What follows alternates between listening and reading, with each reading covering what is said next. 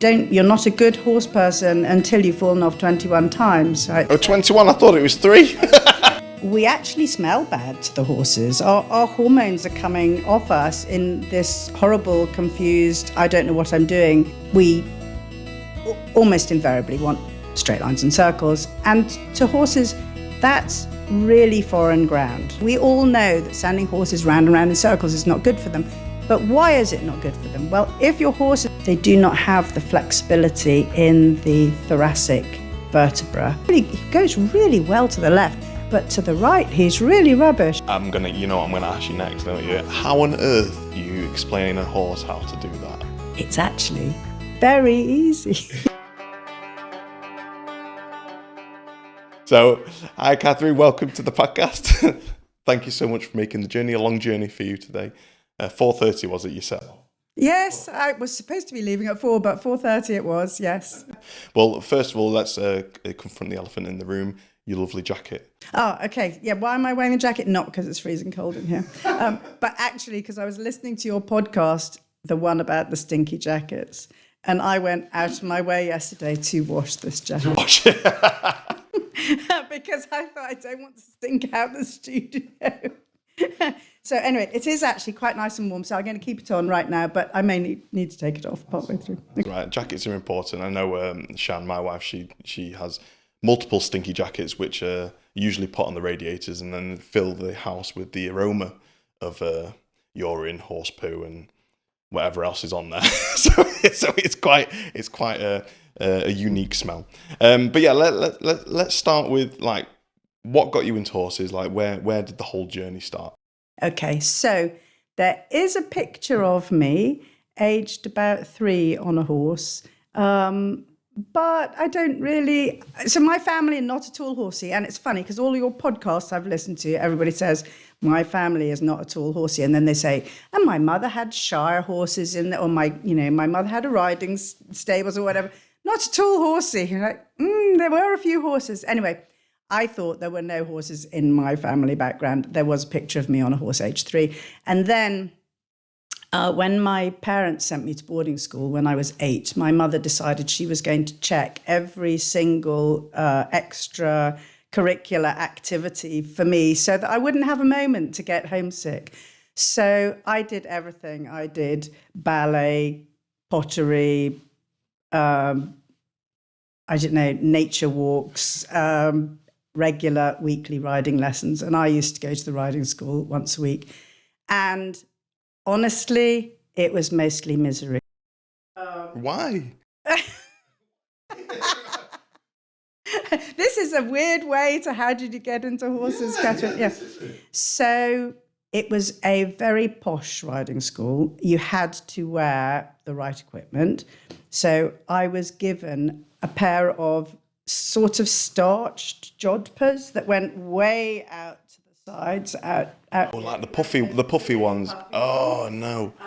And everything that I was given to wear was too tight and too small because it was bought for me before I turned up at the school. And so I had these clothes I had to squeeze into and would go to the riding stables. And invariably, I was given Seagull to ride. And I used to call him Stink Gull because Stink Gull did not want to do anything he was ever told to do or asked to do. And I used to get shouted at a lot. And I didn't like, and well, I still don't like being shouted at. Don't shout. No, I won't shout. I'm not a shouter. No, I'm not a shouter. I'm one of those that's like, I'm just very disappointed. That's what the type I am. Yeah, you know. No, I'm joking. So you used to get in trouble for being your riding lessons? Yeah, I was too far. You're all supposed to be lined up, nose to tail in the line, and I was miles back because I didn't want to get kicked, or or the horse to get his face kicked in, or I was miles in front. And you know how you're supposed to be able to regulate your horse's speed. You're supposed to go just the right speed for everybody else. And anyway, it was always very difficult for me, and I always got shouted at, and I didn't like it. And then at some point, I got super allergic to horses. I mean, I like if I went anywhere near a horse, itchy skin all over, like hives on my face, sneezing, like you would think I had the worst flu in the world. The minute I walked into a stable yard, even if I didn't have any kind of respiratory problem. So just out of the blue, that just came out.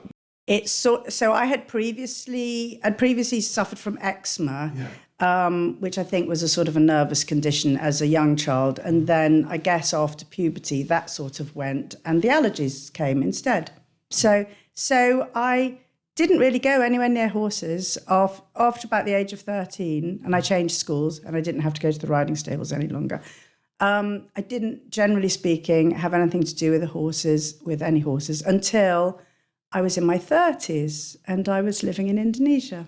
Oh, wow. Okay. So go on. There's definitely a story there. So what, Indonesia, how did that happen? So, well, I was working in Indonesia and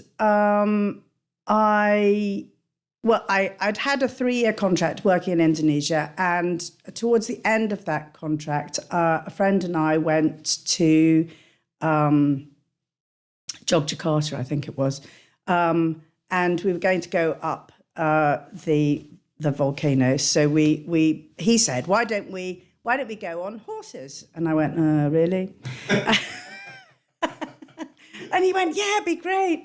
And so we went to this sort of a riding establishment. They had most Indonesian horses are quite small, so lots of small ponies. And then he saw a slightly larger one. He went, oh, perfect steed for you. Nice white charger for you, Catherine. I mean, it wasn't a huge horse, probably about 15 hands, maybe not even.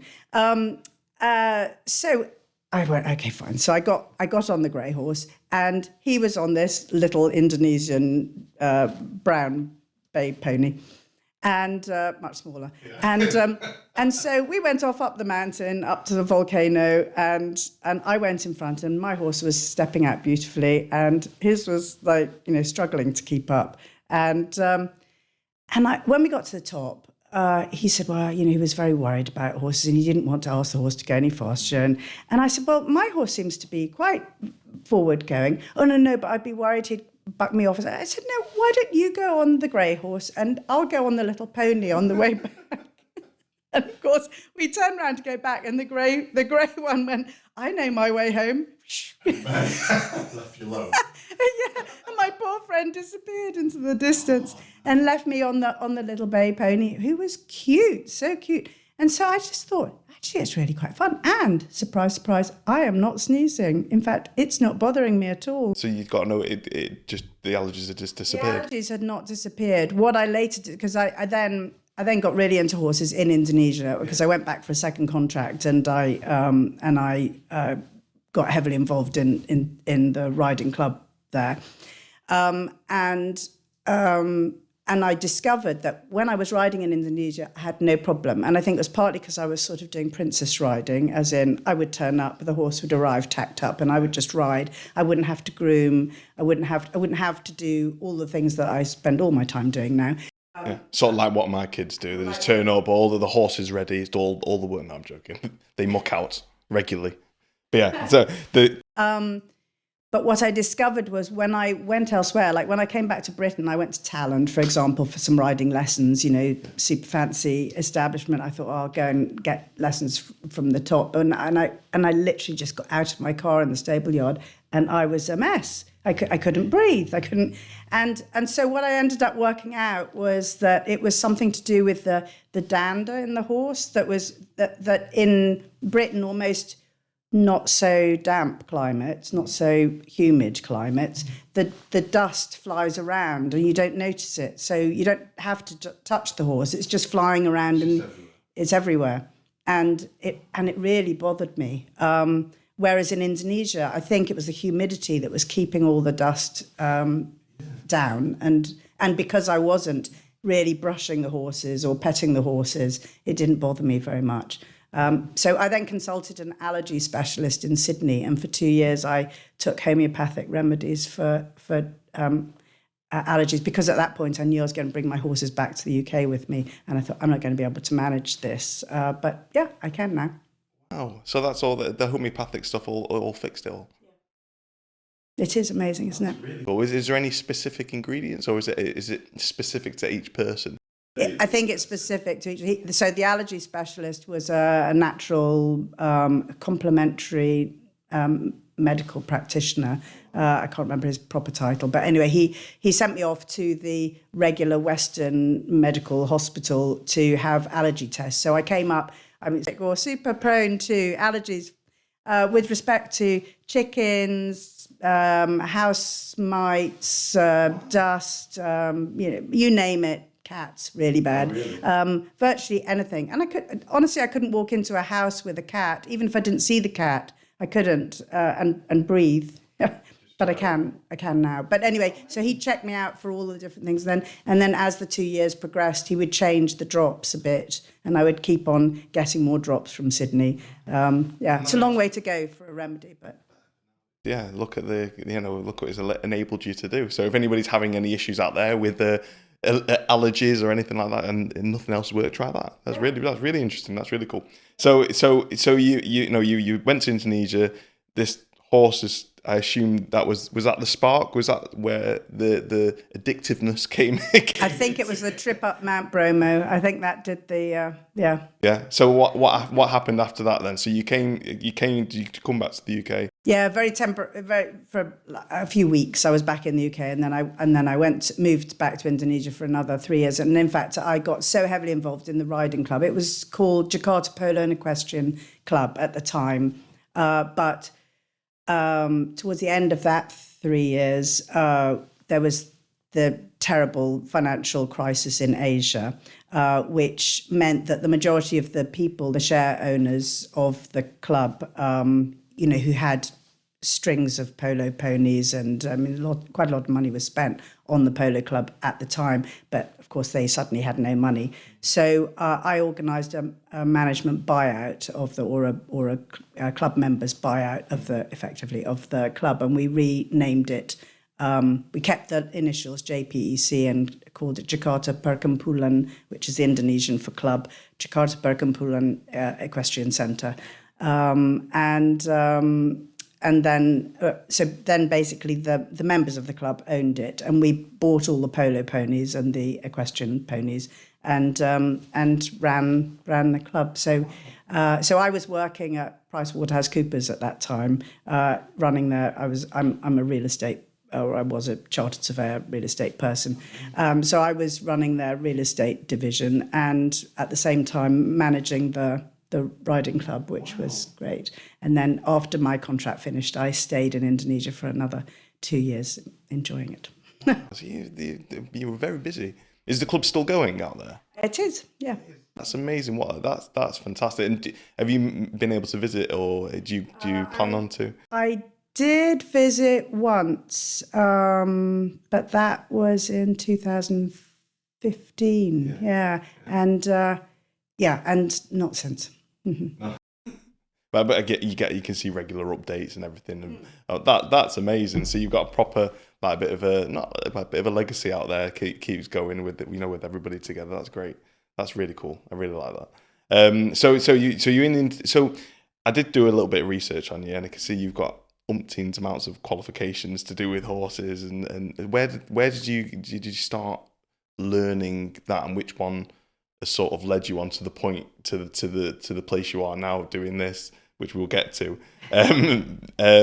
Where did you start learning that? Like, was that before you went to Indonesia? Afterwards? So I went to Indonesia in 1995, and I basically was in Indonesia and Asia until 2005, and it was in the last 5 years of that time that I really got back into horses, having not really been into them. Yeah, because you got told off a lot too. So I used to take regular riding lessons. In fact, almost every time I turned up at the riding club to ride, it was for a lesson. I mean, I did occasionally ride out in through the old rubber plantations, and it's very nice. But I almost always took riding lessons with Cindy Cross, who at the time was the manager of the riding club, and for whom we re-established it because we really wanted her to stay and make sure she had a job. And Cindy Cindy also helped me breed my first horse, who lives here with me in England now, Kismet. Without Cindy, I wouldn't have bred Kismet. Kismet's now 21 years old. And I'm sorry, I'm going to get a bit emotional because, Cindy came back to Britain. Sorry, so it's okay, I've got one handy.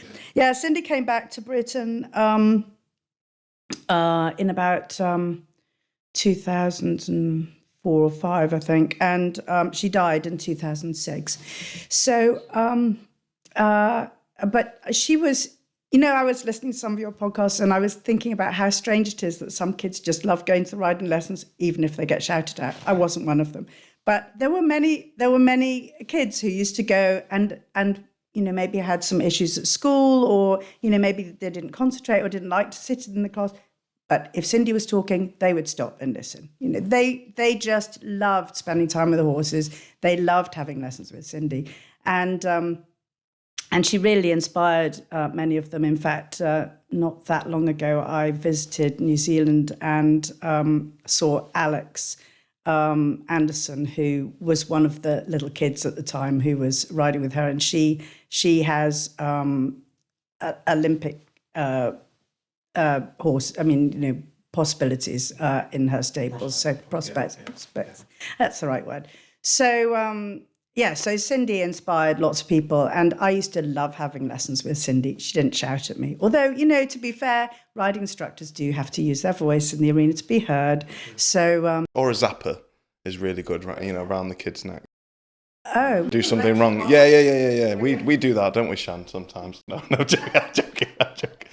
Oh, that's so. Was Cindy like a big figure in your horse life? Very, very important. I mean, in some ways, I feel a little bit like I've been living her legacy. I mean, she was the most amazing horsewoman. I remember going to a competition held at Artayasa, which was the really fancy riding stables closer into the centre of Jakarta than the one I was at,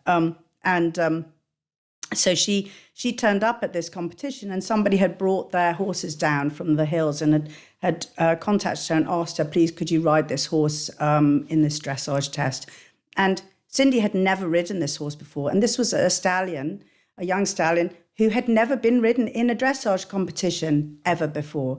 And Cindy got on that horse and she rode the most amazing test on this horse. Obviously, he had been trained by his owner to do some dressage or dressage. I know. I say hey, dressage. Yeah. I saw that in your brief.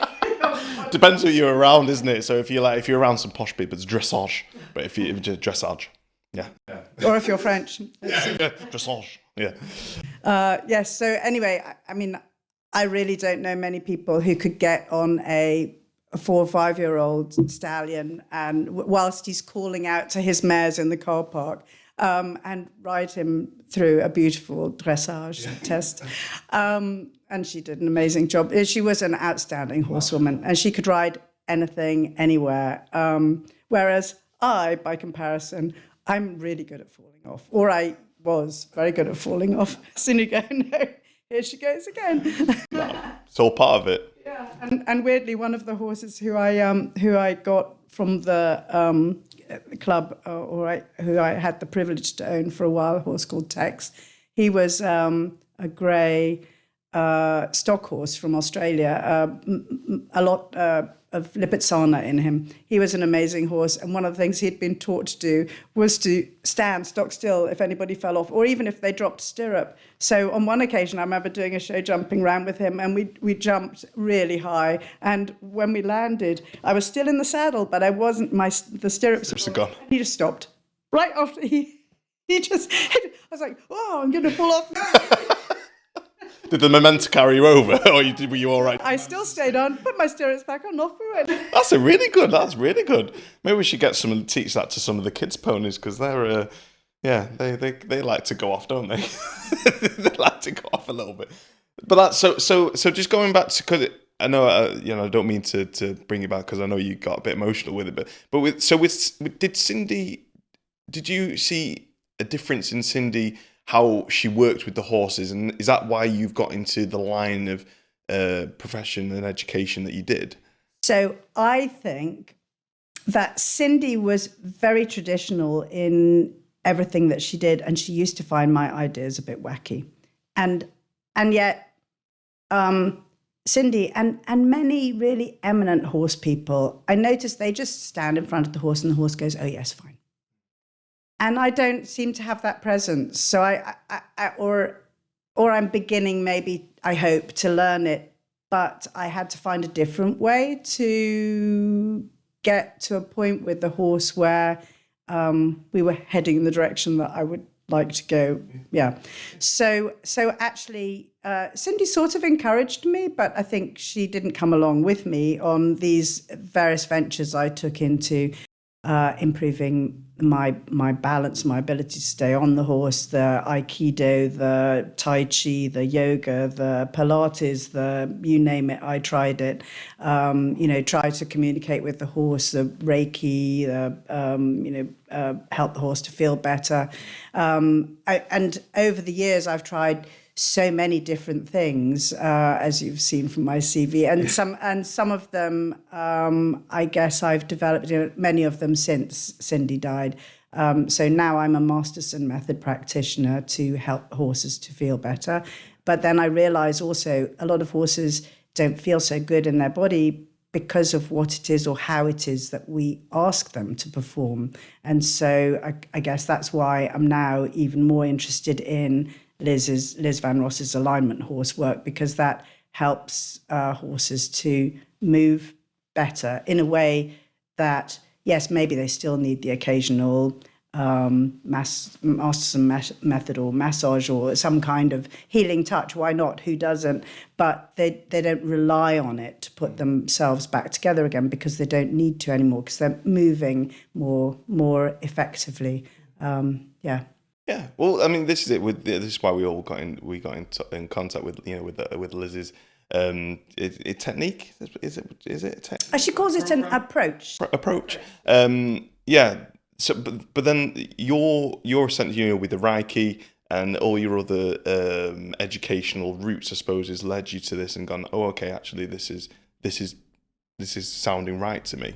Is that what is? Am I on the right sort of track with it? Yes, and I mean, who's to say what comes first? Because I, as I told you, I was really fed up with falling off horses. I mean, Cindy's kids were like counting, because Cindy had told them, you're not a good horse person until you've fallen off 21 times. Right? Oh, 21? I thought it was 3. No, I've already fallen off twice. I've fallen off. I stopped at 2. Like I haven't made it. We haven't got a horse big enough here for me, unfortunately. Well, not unfortunately. I think fortunately, thank goodness.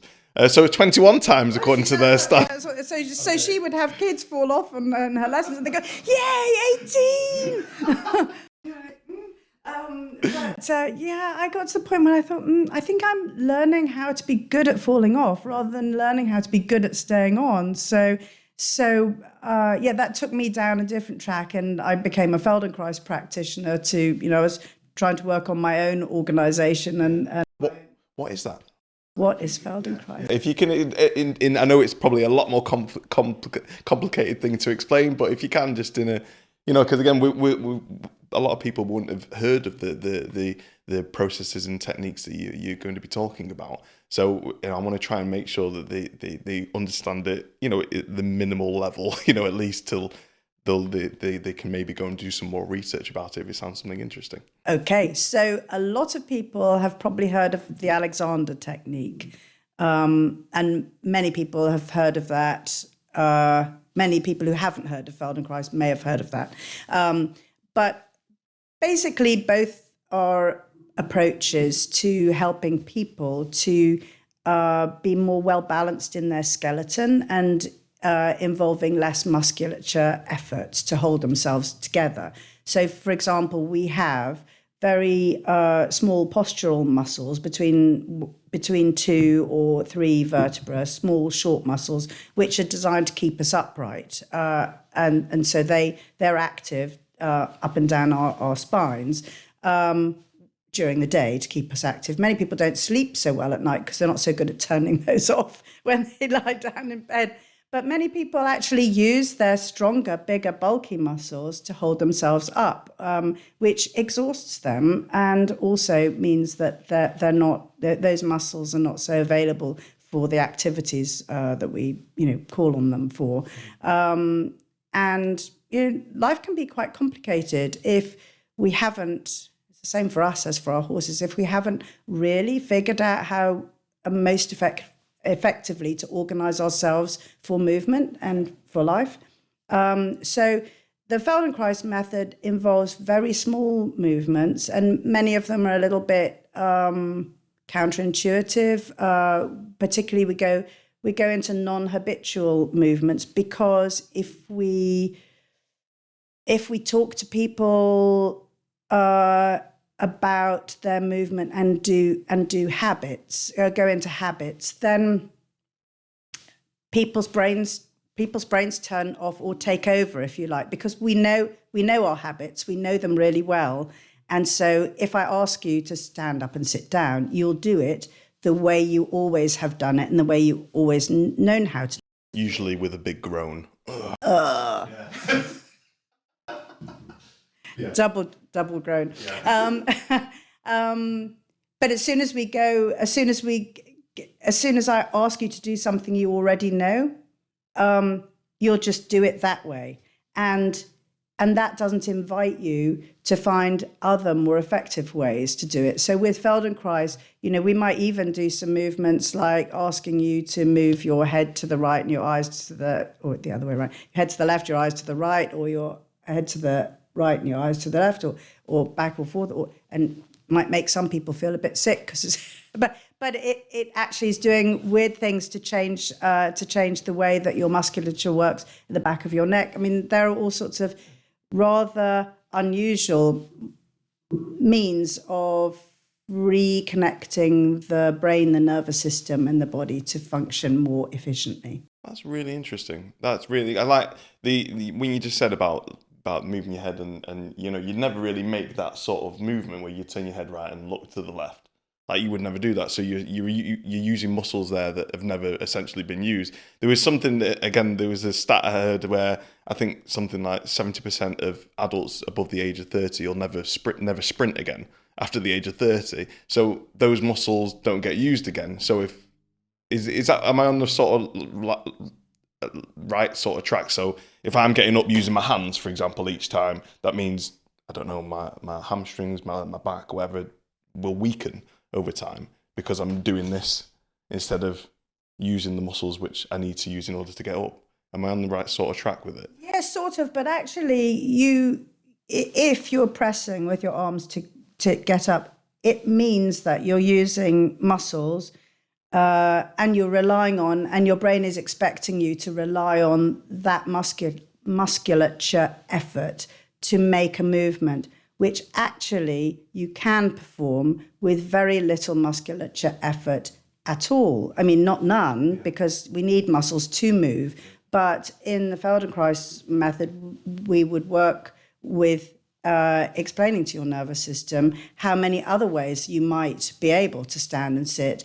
I mean, and it's brilliant. The standing, sitting kind of work for horse riders is brilliant, because how many people are used to pushing and heaving to do a rising trot, for example, and they don't know because they don't notice that they're doing it when they're in their regular day, regular life. Yeah. So why would it be any different in the saddle? So doing.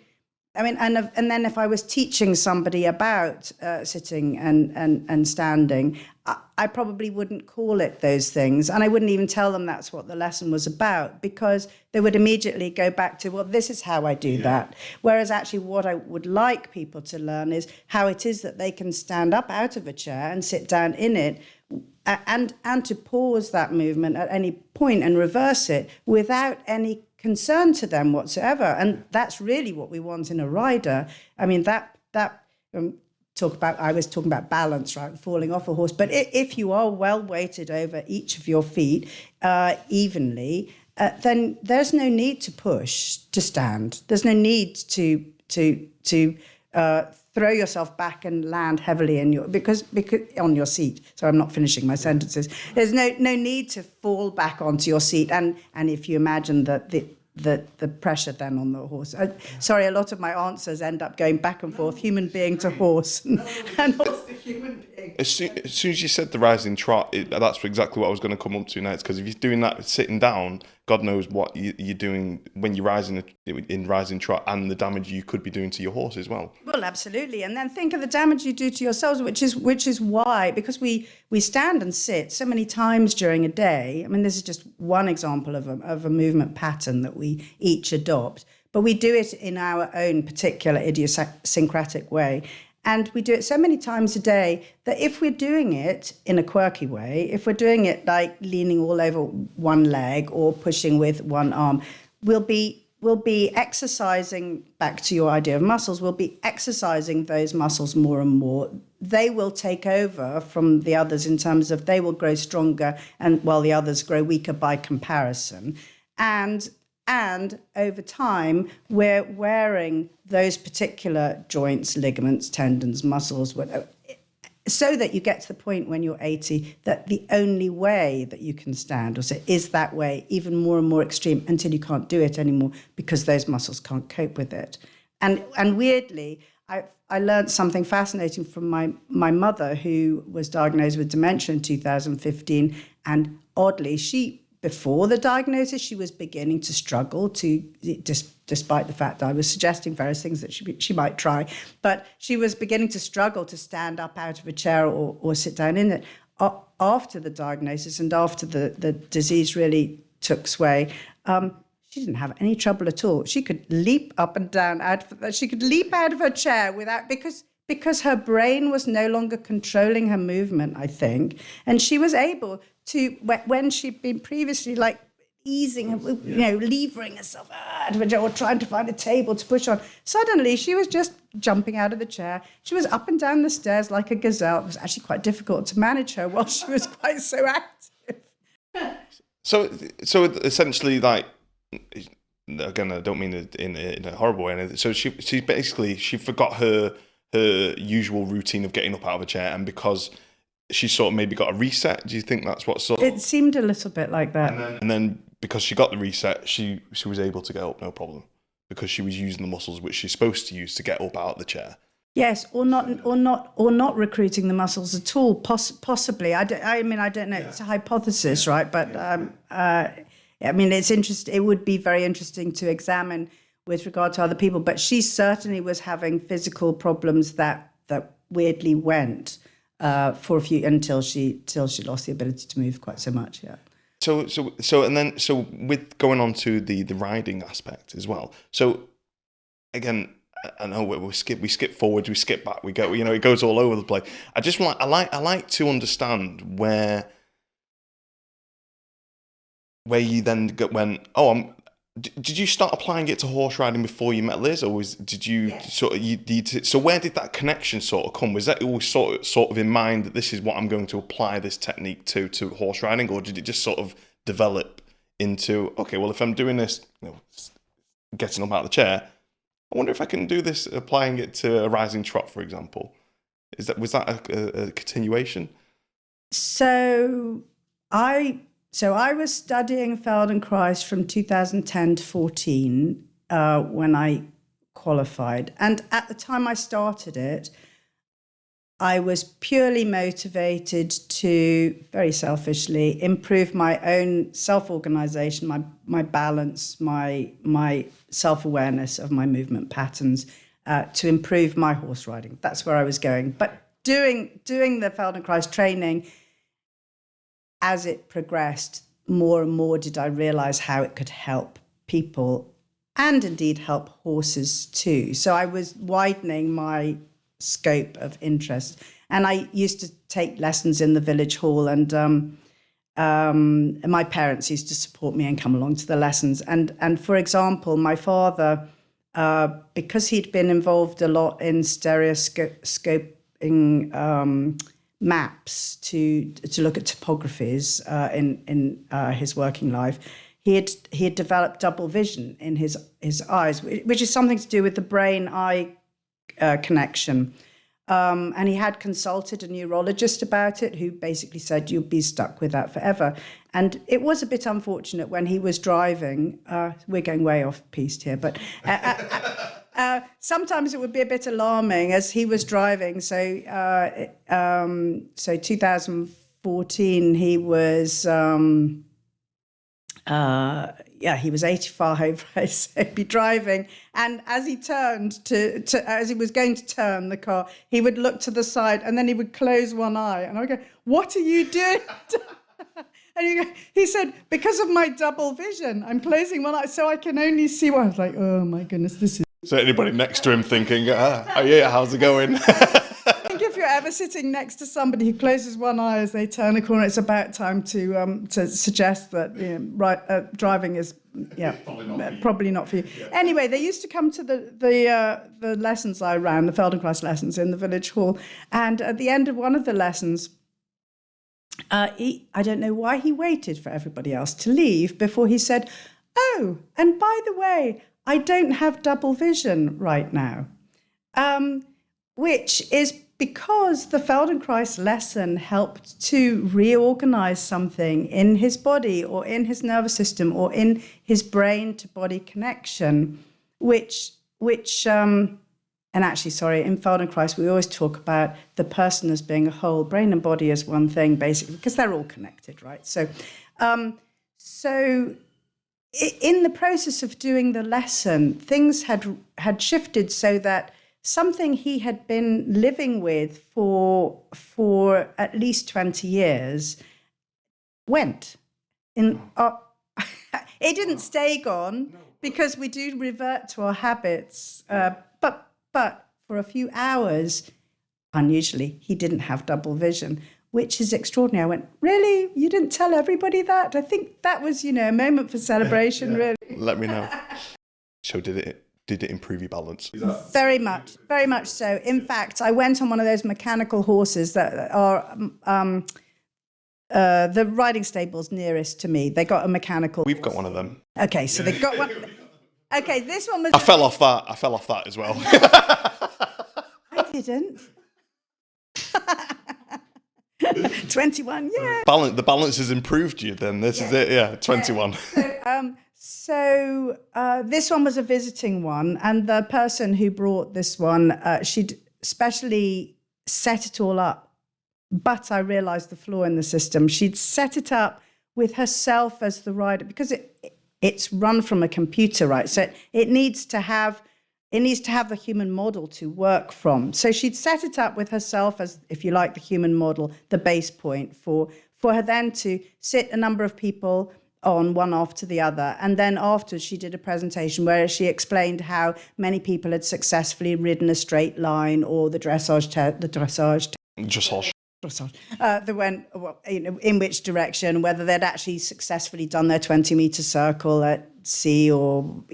Anyway, she went through the whole thing. Now, what I noticed from looking at all the videos is actually very unusually, by comparison to the other cohort of the rest of the sample study, my weight was even on my sitting bones and my weight was even on my stirrups. And it wasn't something that I had been aiming to work to. I mean, I wanted better balance, right? But I hadn't appreciated how much improved that was until I saw that, because there's no lying on the pressure test, right? That's on the stirrups or under the sitting bones or on the saddle. So it was very clear that by comparison to everybody else who was running at the time or testing at the time, I was very even in the saddle and the stirrups. However, I didn't do very well on her dressage test. I'm going to have to stop doing that.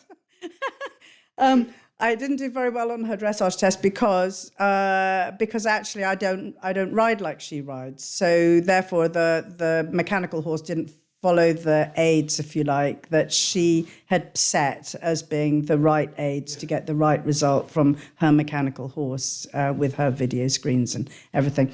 But I was quite pleased with and I've got a print out of the results. I was quite pleased with the results, thinking, well, you know, after how many years of attempting to improve my own balance, my own organisation, my physical well-being, this. So it's worked. It worked basically. So the theory worked, and your balance was improved. So you've improved your balance as a rider, and I assume your rising trot is also impeccable. Perfect. So then, how did you? Excuse me. How did you then move on to the actual horse itself? Like, did your journey take you from, okay, well, my rising trot is going on the horse's spine. Okay, well, how's that affecting the horse, and how are we improving this? Or is that where Liz's program comes in? Okay, so because I was doing the Feldenkrais training, I got very interested to start with in other methodologies of helping horses which were derived from Feldenkrais. So, for example, Linda Tellington Jones studied with Moshe Feldenkrais, the founder of Feldenkrais method, in the States, and she developed Tellington Touch. And she and her sister Robin Hood. Really? Yeah. Really. Yeah. It is. No, it is amazing. I think their surname was Hood, and Linda was the older sister. And when her sister arrived, she was asked and she called her sister Robin, Robyn, Robin Hood. And Robin likes to tell the story, and she keeps that name, Robin. She's married, I guess, to Mr. Pretty. Her daughter's called Pretty. The surname's Pretty. Anyway, but yes, so I did quite a lot of Tellington Touch, and I love Tellington Touch. It's fantastic work. Can you tell us a bit about that? A bit about Tellington Touch. Derived from the Feldenkrais method, it's about informing the nervous system of the horse, how it might ease tension or move better. So there are various types of circular touches that are used either with the back of the hand or the front of the hand in different formats, different strengths, if you like. That's not the right terminology, but anyway, and different. It's I suppose for anybody who doesn't know it's kind of like a massage for horses. It has many broader aspects to it, including there's groundwork, Tellington Touch groundwork involving poles in particular configurations and leading horses in particular ways. And it's really interesting to help horses learn how to feel themselves, improve their proprioception, where their limbs are in space. It's one of those things, very sort of difficult to explain just in a couple of sentences. I assume it's a whole working progress. It'll probably take something weeks to do, or is it something that you do daily?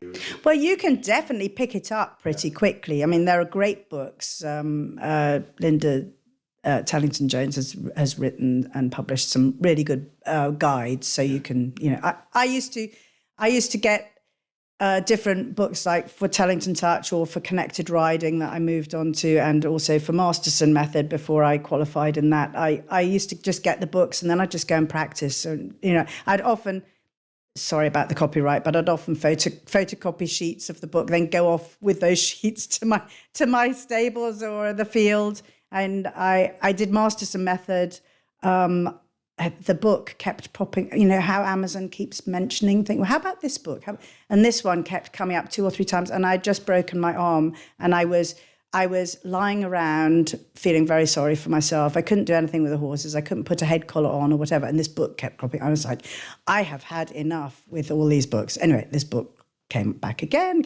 Okay, 3rd time, right. I get the book. I got the book. Oh, this is really interesting. So I was out there in the field with my arm in a cast, and I was out there doing Masterson method on the horses. And my husband, who's not at all horsey, he does this imitation of my big bay mare. He's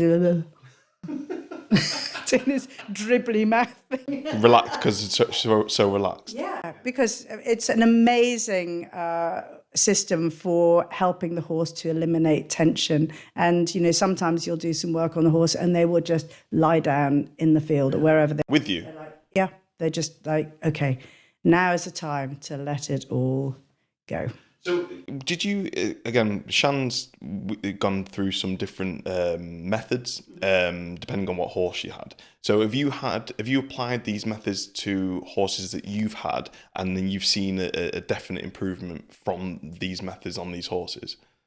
So that's a difficult question to answer, because the ideal situation would be you've got a horse working at a particular standard, particular level, and then you start to use a modality and only that modality and nothing else, and then you see how it is that the horse might improve. Like now, suddenly he's able to jump at a higher or more consistently clear, or is able to do a dressage test more accurately. So you would be able to then quantify the effect. And unfortunately, in some ways, for me, I do tend to use quite a few different modalities. So you never know which one it is that's worked. Yeah, and also, to be fair, anybody who knows me, my horses are never working at any. I mean, in fact, I now have a ragtaggle bag of 4 sort of remedial horses. I shouldn't say that, poor horses, but yes. So actually, it would make more sense for me to work with a competition rider and their horse, and then for them to see. But for instance, about 2 months ago, I think I was called to see an ex-race horse who is in gentle work. And I did one Masterson method session with the horse. And when I went back 2 weeks later, he was no longer grinding his teeth on the bit. He was definitely standing better. I took photographs before and after. He was definitely standing better. He was walking much more freely. His shoulder movement was, they hadn't changed their working routine with him. So he was definitely improved after only one Masterson method session. You think some of it can be pretty powerful, I think. That's really, really. So then you gone into to this method, and then did the Oh, Liz. Is that when she came after this? And this is where it came. I met Liz because she's also a Masterson method practitioner. Right, so there's the connection. And why So I had been doing Feldenkrais related body work with horses. So I had done a lot of Tellington Touch. I did years of connected riding with horses, which is both body work, ground work, and also ridden work with my horses, particularly Conco, who's one of the horses in my stable. He spent a long time doing that with me. And I had done numerous other forms of ridden work. So for example, I spent more than 4 years auditing Philippe Carl's classical dressage training. I mean, it's not just dressage, show jumping too. So I had used Philippe Carl's School of Légèreté work with my horse Kismet. So I was previously BHS style trained. So I have a lot of different kinds of horse handling, training, riding kinds of modalities under my belt. And to be honest, I was really struggling to make sense of how this was applying properly well or more effectively to the horse until I met Liz. And Liz suddenly made sense of things that had been going round and round in my brain, making no sense. I mean, how does it make sense to kick on a horse that's struggling? And, the riding instructor may be saying, oh, you need to ride him more forward. Well, how can a horse go more forward if his conformation is such that he's so far on the forehand that sending him forward is just going to send him more into the ground? It's not going to help him And I've had so many riding lessons over the years where I was just encouraged to encourage the horse to go more forward, for example. Or I noticed you were using terminology the other day on your podcast, like riding between inside leg and outside hand. There are so many phrases which, half halt, for example. I mean, luckily for me, Philippe Cole unraveled the dogma of half halt. And unfortunately, most of us ride using dogma. We think we have to master half halt. Otherwise, we're not a good rider. We have to master feel. We have to know all of these things. We have to understand all of these things. Otherwise, we're not a good rider. We're not going to get a good result from our horse. But actually, all that does is it confuses us. It confuses our horses. And if we're confused, we actually smell bad to the horses. Our hormones are coming off us in this horrible, confused, I don't know what I'm doing thing. And the horses are picking up on that going, well, if you don't know what you're doing, then I certainly don't. So they can smell the nervousness, like, wow. Maybe that's on the jacket as well that Shan brings in. That's why they smell so bad. No, so they can, because I always thought, I was always taught that found out, whatever, that they pick up on you and how you feel. But I didn't know that it was through like your home, any emissions that your body makes. Well, I may be wrong, but because I pick up lots of information from random sources, and some of it I don't fully test out. But it seems to me to make sense that if you don't feel good for some reason, if you're afraid, and I was always told as a kid, the horses will know if you're afraid. I didn't know how it was that they would know. It used to frighten me that they would know, and then I knew I was afraid. Snowball. Oh my God. Yeah. But the fact is, if you're not feeling good, if you are feeling frightened or nervous or anxious or confused or in pain or sick or any of these things, then it stands to reason that your hormones are doing weird things, and you will smell a bit different too. Makes sense to me. Yeah. I mean, honestly, horses are, as we know, herd animals. So they are very used to feeling what their neighbors are feeling in the herd, because they all run together, they all stop and look up together. So it could be a physical movement that they see or hear or feel that they're responding to. But I wouldn't be at all surprised if it wasn't smell as well, because horses are they owe their survival to responding to what their herd mates or us or their environment is telling them. They need to be super reactive. Never thought about it like that. That's a really interesting theory with it. So let's.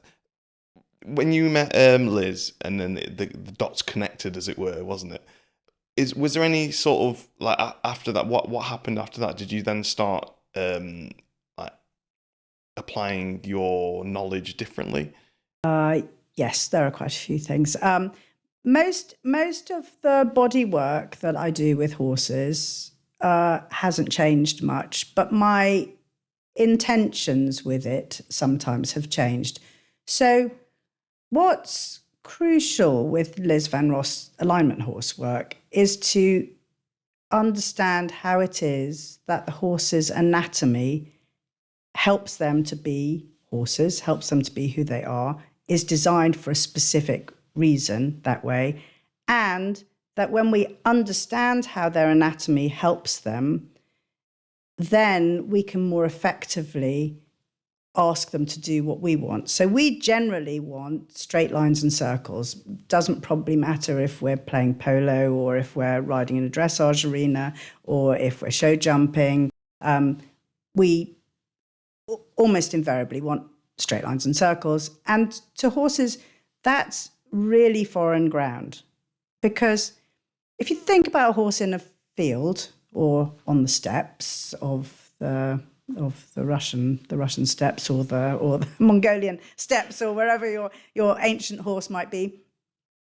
If you think of the horse out in the wild, then generally speaking, they're grazing and they're moving slowly, one step at a time, eating their food with their heads down.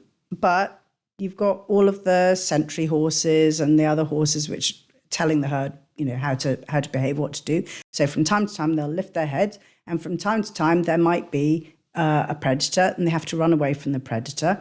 But generally speaking, they're not going to consistently go in a circle. So if you think of a foal leaving the mother, then the foal will gamble off in one direction and then might want to circle back round to have a drink of milk or something. But they're not going to be performing a 20-metre circle or an 8-metre circle. They're just doing meandering. And generally speaking, horses meander, except, I guess, when a horse is running fast from prey, then they might then go in a relatively straight line. And of course, the faster they go, the straighter the line will become. But horses in that situation are built for speed. So one of the most important things to remember with a horse is that, unlike us, they do not have the flexibility in the thoracic vertebra that we have. So we imagine, many of us taught lessons, I certainly was taught lessons, where I was encouraged to bend my horse around the inside leg. But that would assume I'm riding a dog, for example, or a cat, or even a caterpillar, where the thoracic vertebra have the ability that I have now to do a right or a left bend through my thoracic spine. So horses don't have that? They don't, because they're designed to go at speed, very fast, and not fall apart. So a dog, for example, can go fast for short distances, but it won't go very fast for very long. I mean, we have race horses, right? They go very fast for a long time, but they need to be able to hold themselves together. The other thing that I think, kind of surprised me when I realised that I thought horses' lungs worked like ours, attached to the rib cage, and as the rib cage goes out and back in this kind of format, that the lungs are drawn out and back. We like a horse actually. We have a diaphragm, thank you, that helps also with that movement. So our lungs are going every which way as we breathe. But with a horse, the rib cage is more like a syringe, if you like. So you imagine you're giving somebody an injection you pull out the pump and then push the pump in towards the needle, or in the horse's case, if the main body of the syringe is their rib cage and you pull out the pump, it's like the diaphragm moving back, and then the diaphragm pushes forward towards the head. That's how the horse is breathing. It's not this. Yes, you do see a horse kind of heaving, right, when they've run a fast race. But actually, the majority of the breathing and the movement of the lungs is from this sort of syringe-like action that comes from behind. So when I said it, I changed the way that I had an intention with some of the work that I do. So when I work with horses' ribs, I'm no longer. I used to be looking for ways to help the ribs to move, but actually, I now realise that they're not designed to do that. So there's no point in doing carrot stretches to get the horse to work out how better to do the lateral flexions through the thoracic vertebra. It's just not going to happen. It's not physically possible for the horse. Yes, the horse can tilt their thoracic cage so the rib cage can rotate. So if you're standing in the middle of that, oh yes, do you like of my? course. This is it. I bought this specially. So here, this horse is on the right rein. Can you see? Yeah. So this horse is on the right rein, going around here to the right, and his head is tilted in the direction going to the right, assuming he was a ridden horse, right? And let's say I'm the person holding the lunge line. I'm expecting him to go around the circle, but if when I'm standing in the middle here, if I see the dorsal line of his back, then what he's done in order to maneuver himself to go around me, what he's done is he's tilted his thoracic cage, so his rib cage here is rotated out in order for him to make that circle. Now, the vast majority of horses you see in the dressage arena are doing this because it's the only way that they know, because nobody's educated them to do it any differently. It's the only way they know how to maneuver themselves around this crazy man-made circle. Why would a horse want to go from A around in a circle and back to A? I mean, what a stupid idea. But okay, we're herd animals. We're very, very happy to oblige. If this is what my human being wants me to do, I will do this circle. Thank you very much. But in order to do it, I will do my very best and I will do this. So what happens when the horse tilts the thoracic cage in that manner? So from a physics perspective, and now I come back to Feldenkrais, because Moshe Feldenkrais was a physicist.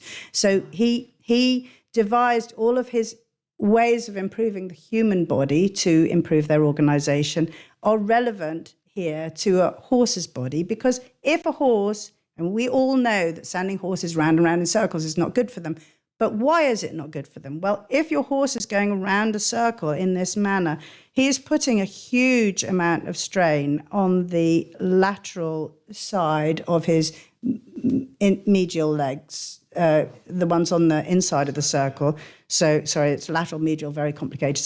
So he is putting much more pressure on the outside of his inside legs in this example, and the inside, the medial side of his outside legs.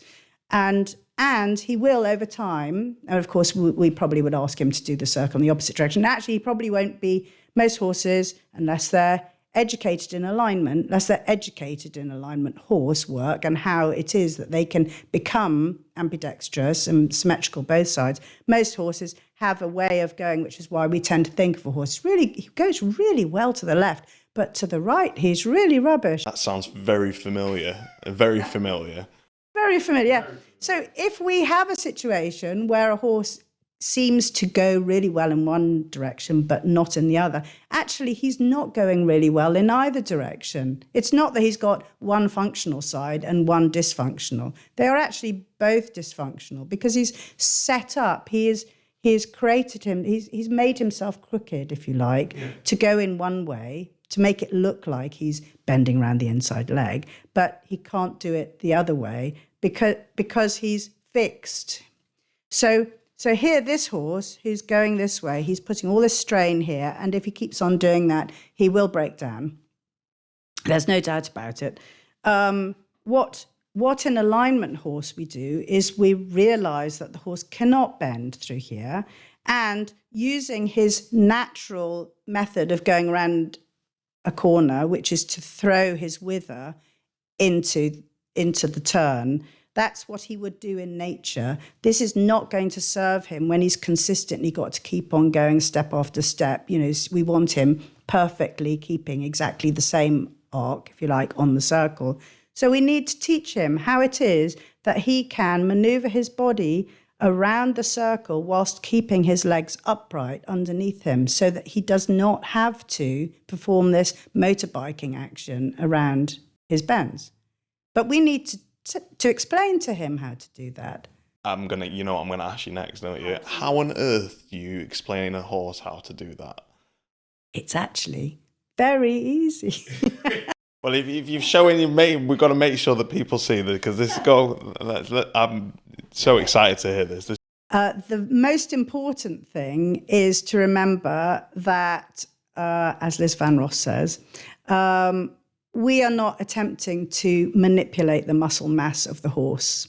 We need to leave it up to the horse to organize himself. And so we need to let him understand what we're asking and to think about it and to cognitively move his feet.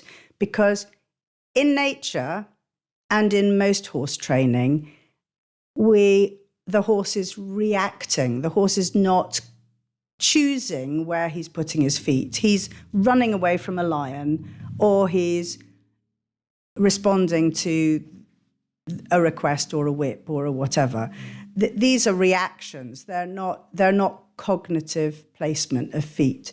So we need to start by asking him to understand that he can move his front legs. So we start with simply asking him to displace his forelimb, and we'll obviously work with him from both sides, but he needs to understand how it is that he can move his front limb to, in this case, to the left.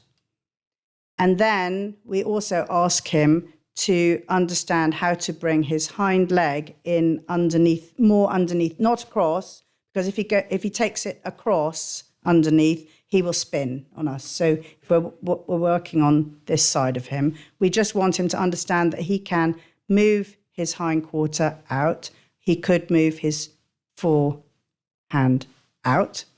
And then we work on explaining to him how to coordinate his diagonal pairs. So I'm making it sound complicated. It's really very simple. And what you end up having is a horse who listens to what you're asking, processes the information, and decides where he's going to put his feet.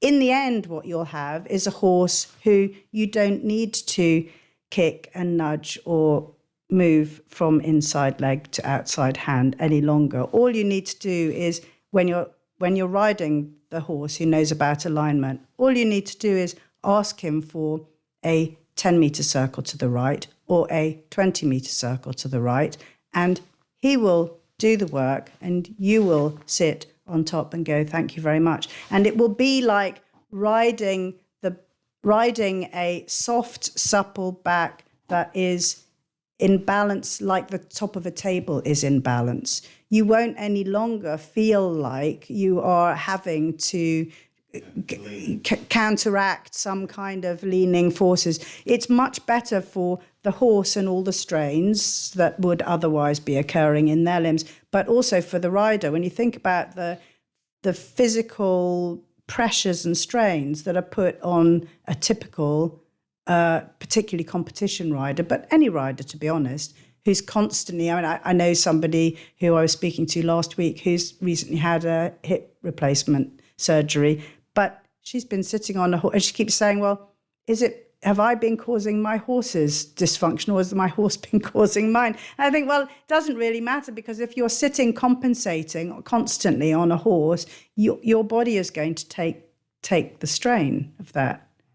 I mean, I've got so many questions that have just come into my head when you were just speaking then. But just one thing that did occur to me, if you're doing a 20-meter circle on your horse and obviously the horse is at an angle and then you're on top of that as well, trying to either counteract or go like that, is that then going to exacerbate the issue even more because of the extra weight on top?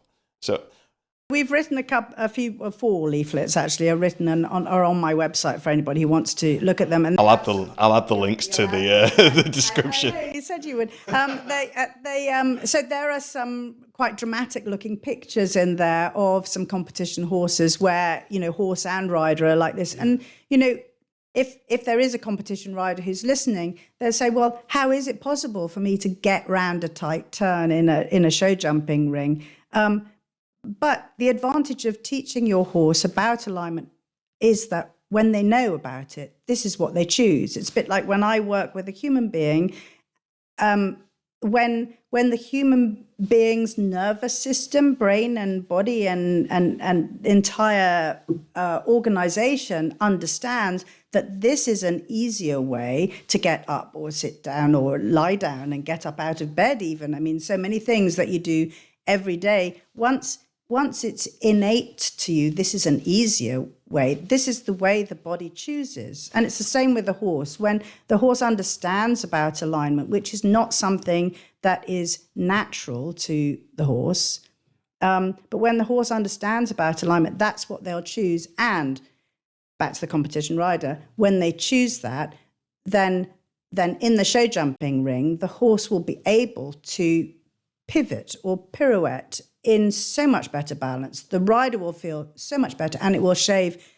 valuable seconds off the time. It makes a phenomenal difference to the competition rider. Do you want me to take that back? Yeah, I think we. Come on, I don't even have a name. I don't even have a name. He's that new. I don't even have a name. You can name him. You can name him. Should we call him Tex?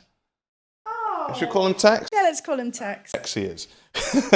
Stay Tex. So is there sort of like a program that you can apply to XYZ horses, or is it done by on a horse and horse basis?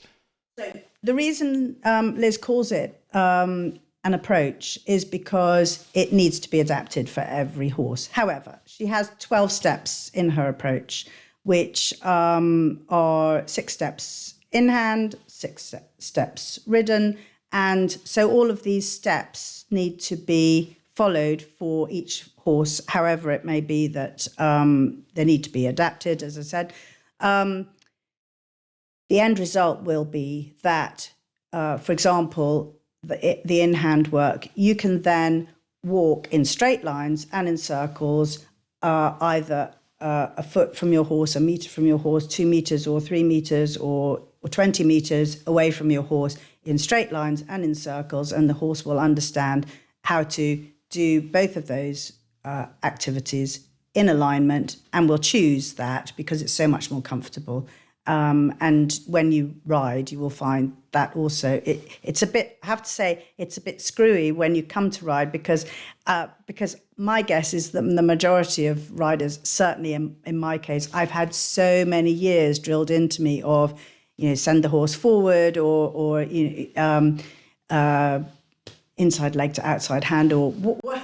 I still don't know what that means. I still don't know. Inside leg, outside rein. What on earth is? I don't even know. There are various things that have really, they've almost become second nature to me. So to undo that is really quite screwy. But by the time you get to the point when you're just sitting on the horse and say, okay, now 10-metre circle to the right, please. Yes. Would that be okay? Yes. Okay. Right. Now a straight line. Whatever. And then you end up with a horse in a dressage arena who can very easily go into all of the corners, perform 3-metre pirouettes, or there are so many school dressage exercises that can be completed without any concern. Flying changes, because she teaches her horses how to do their transitions off 2 legs, not one. Once you've worked out how to coordinate the diagonal pairs, the horse is no longer having to strike off into a canter off one. And why would you expect the horse to stay in balance when they're doing canter transitions off one leg? Which is, of course, what we mostly expect because that's what we see. That's really interesting. So if you, on average, if you start applying this program, it's got the approach, this approach to your horse, what sort of time frame are you looking at? Very much depends on the horse. Yeah. And that was going to be my next question. What about if you've got a horse who just is outright refusing to learn this, like, no, I'm stuck in my ways, I'm not moving? Have you come across anything like that before, where the horse just is refusing to change how they are? Because obviously there's going to be people out there who will try the approach and it may not work for them because the horse's personality might be different to. When we first were talking about an interview, we were actually talking about you speaking to Liz Van Ross directly, and she is very much better placed to answer detailed questions. In fact, she's very much better placed to talk about her work entirely than I am. But I would say that the horse Conker, who I work with, who's now 25 years old, he is a very big horse. He's Hanoverian. He's close to 18 hands. He was always considered to be the old man of the odd and very set in his ways, and also compromised, as in aged 4 he broke his pelvis, so he understandably compromised because he's protecting himself, or has been used to protecting himself for a long time.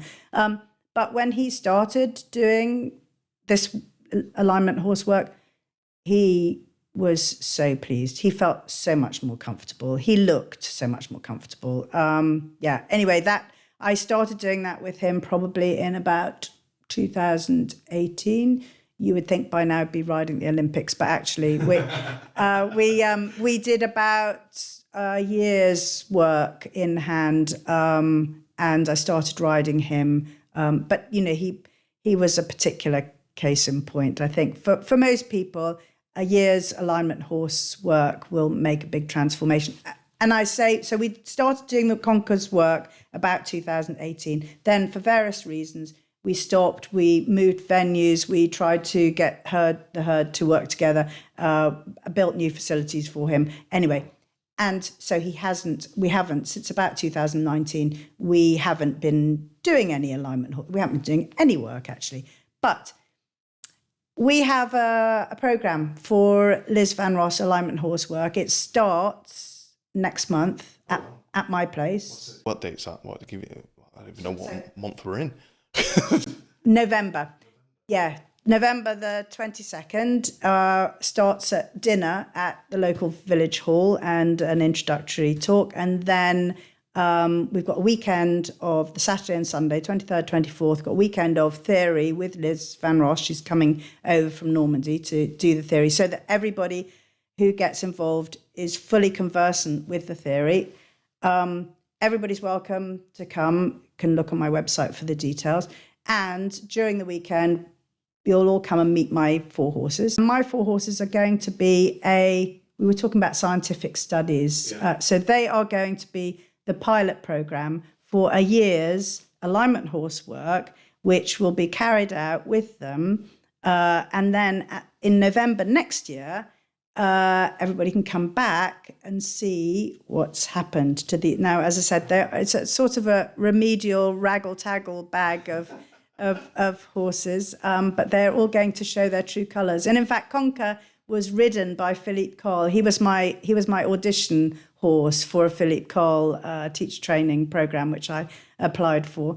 And so he was actually ridden by Philippe Cole, who inspired me because he said, this is a noble horse, like a war horse, right? He's a noble horse. So since then, I've sort of dedicated, and he, actually, funny enough, he's not even my horse, but I've sort of dedicated myself to bringing out his nobility and letting him shine, which I hope by the end of the year's alignment horse, then the venerable age of 26, because he's now 25.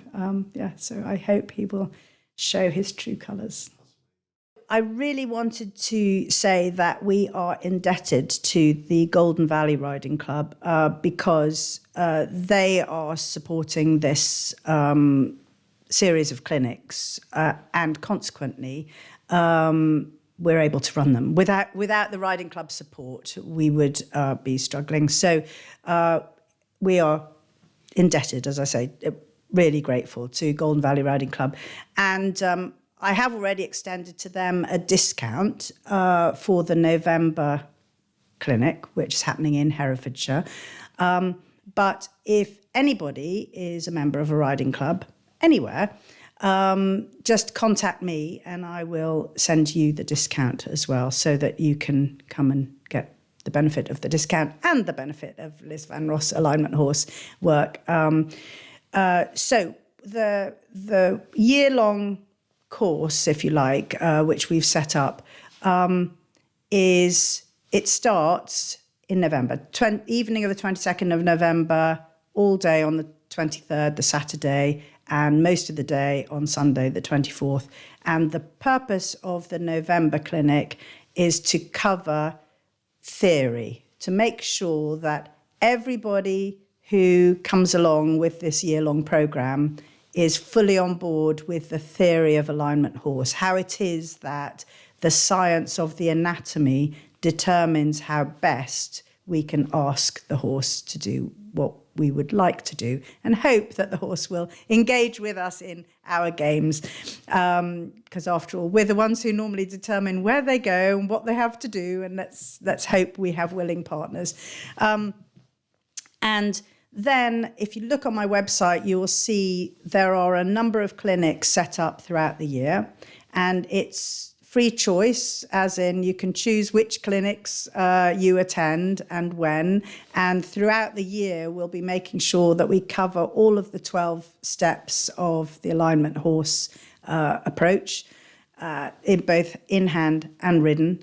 And if you come in November, that means you get all of the theory. There won't be nearly as much theory presentation material at the clinics, which are subsequent to that, at which people will bring their own horses to work with, or they come to watch as auditors to watch people working with their horses. And Liz Van Ross will run each of the clinics. And then there's a scientific project throughout the year which starts in November. It focuses on my 4 horses and shows how they progress throughout a year of alignment horse. And we're creating a prototype scientific study for university to follow up with a larger study. But if anybody wants to participate with their own horses, the details of that will and have not yet been put on my website, but will be put on my website. So anybody who wants to join in with their horse as being a prototype, a preliminary study sample model, then you're very welcome as well. So the program, is that something that is suitable for all stages of the horse's riding life? So can it be used when the horse is not backed yet, as opposed to being backed? Yes, the horse, any horse at any stage will find it really helpful. And for example, we think about a brood mare. A brood mare has an awful lot of extra strain and extra effort that they have to put into carrying their foal 11 months, right? So it's a long time for an extra weight. And if the horse has not been taught about alignment before they're put in foal, or even while they're in foal, if they know nothing about alignment, then they are going to put all of that extra strain is going to be going down, is not going to be evenly borne by their 4 legs, right? It's going to be going at funny angles depending on how it is that they're choosing to stand. And when they learn about alignment, then they learn to move in better balance, basically. A horse cannot be in good balance unless they're in alignment. So yes, it will help any horse, whether they're not yet backed, whether they are brood mares, whether they're pulling carts, whether they're pulling ponies. I mean, it really, ridden horses, it's helpful. And every horse, and they will find when they understand alignment horse, they will find it so comfortable that you will then see that they choose that over any other form of locomotion when they're in the field. Obviously, what you're saying sounds amazing, and the theory behind it is really interesting to me. But there is going to be some people out there that are going to think, well, it's a load of nonsense. So what do you say to those people who are thinking that in their heads? So everybody in the horse world who I've ever met is really dedicated to what they do with their horses, to their horses. They love their horses. And honestly, I haven't met an exception to that. Everybody appears in different guises. So as in, one person's way of professing love to their horse is different from another person's way. But honestly, everybody is motivated for the best for themselves and their horses. I'm sure of it. I also know that everybody I have come across invests a huge amount of effort and time, and invariably money, in this passion. And there comes a point also when people have invested so much that they either feel like they know it all or hope that that's enough now. And I've been in that situation many times. Somebody said, "Oh, have you tried this kind of horse communication or that. And many times I've gone, I already did all of the waterhole rituals of Carolyn Resnick. I know everything there is to know about horse communication. Then somebody says, oh, how about this one, this German one, Gertrude Piesal's Motiva training. I go, I don't really speak German. Anyway, I trotted off to Germany, for, I think I did 3 or 4 courses with Gertrude Piesal. And it's inspirational what she teaches about communication with horses. And then somebody says, what about horse speak with Sharon Wilsey and Laura Wilsey in the States? I went, maybe I'll give that a go after all. I thought I knew it all. But, and yet again, another huge window. I mean, it's fascinating. So, in my opinion, there's no window worth closing. It's definitely worth looking and seeing what there is. And I think I heard Chantal in her podcast say she's learned something from every single lesson she's ever had. And that's true. But the fact is that at some point we have to say, okay, enough's enough. I've already spent this much money. And some people become fixed in what they believe. And that's fine. That's good enough for them. That's good. But what I know about alignment horse work is that there is not a single other person, and I have studied many different schools of riding and training horses, teaching horses. There's nobody else, in my opinion, even the top dissection specialists, and I have studied with at least 2 of those, even they who are brilliant in their work still have not done what Liz Van Ross has done, which is to say, so this is the science that you have uncovered in dissection, and we have benefited from all of this modern science, but we have not changed the way that we're talking to our horses or expecting them to help us to perform what we ask. Now, maybe the horse might say, we don't want to do what you ask, which is fine. Let's give them the option of saying that. But in the meantime, if somebody wants to say, no, enough now, I'm not interested, fine, that's up to them. And I did meet a fascinating riding teacher recently who said to me, this is what I already do. I've been doing this forever. And I thought, I think if you come and spend just an hour of your time, just come to dinner on the 22nd of November and talk to Liz Van Ross, I think you'll see that it's different. It's new. It's a new understanding of how to take the modern science and apply it to equitation in a way that we haven't done before. And I think it would make a monumental difference, not only to you and your horses and your performance, but also to the way that we're perceived in the world. Because there is a danger with social license. There is a danger that what we're seen to do with horses is not considered to be the best. And we need to be improving our game, I think. And I think this is the way forward. And I totally agree with you. You need to be open-minded with this stuff. And like you said, you've been to things, programs, lessons where you may not have learned loads, but you've learned something. And I think that's how you progress, not just with horses, but in life in general. The more you learn, it's not a bad thing. It's not a bad thing. But I've got. I know why Shan is sat here, because she's probably dying to ask you something. Have you got a question to ask? Well, my first question is, can I join your program? No. Yes, we have a lot of clinics lined up for the year. All the dates are on my website. But we've been talking a lot about a lot of things. But is there anything that we've not talked about today that we should have talked about today? This is going to be a bit difficult for me, but I would like to say it all the same.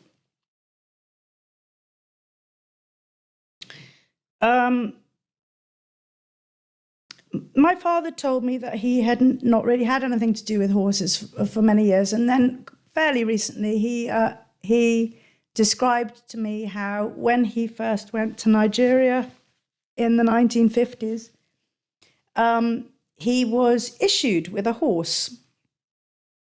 And the horse was expected to carry him to his office and back. I don't know where it hung out in the sun, no doubt. I'm sure it didn't have the lap of luxury to live in that my horses are fortunate to have. But anyway, my father used to ride his horse to the office every day, and then he mapped the the parks and of Nigeria. And I should look up the maps. Maybe my brother will help me.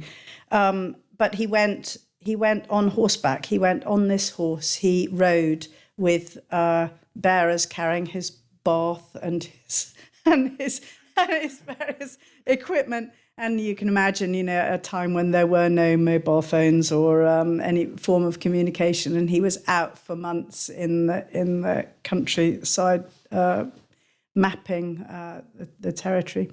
So my father did have a connection to horses, actually, as it turns out. And anyway, the reason I mention it is because a month ago today, he was 95 years old. And then 2 weeks ago, he died. So, sorry, this is probably not something appropriate to your podcast, but I just wanted to say that I was very appreciative of your request to come and talk. And it was very important to me. It is very important to me that people know that they could come and meet Liz and see the horses at my place in November. And I would like to celebrate my dad's life. It was a long and happy and productive life. He did a lot of good to a lot of people. And No, sorry.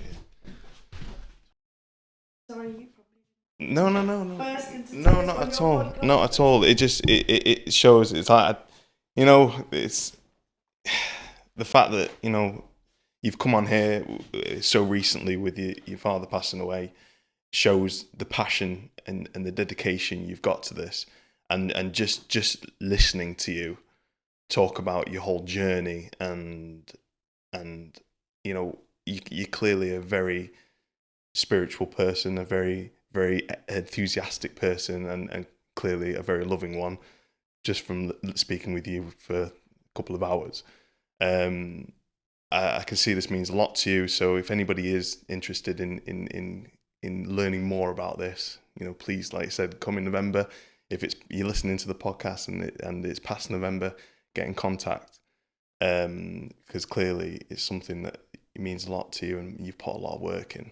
And I think if there was more equestrians like you in the world, it'd be, it's not going to be a bad thing.